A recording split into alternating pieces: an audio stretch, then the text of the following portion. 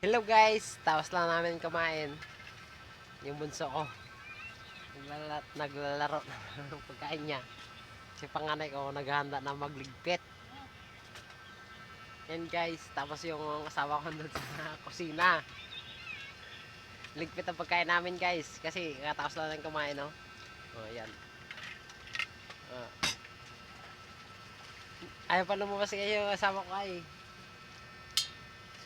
Ayaw lumabas. Nahiya lang. Pero maganda yung guys, maganda. Gusto mo guys, punta na natin sa akin guys. Sa kusina. Ayan na. Ayaw pa ayaw guys, lumabas sa akin. Sarapan na. Ayan na. Nag-iinit guys ng mainit na tubig. Pangkape bukas ng umaga. Para lang makapunta tayo sa bundok. Mag-alaga tayo ng kambing at saka manok, baka.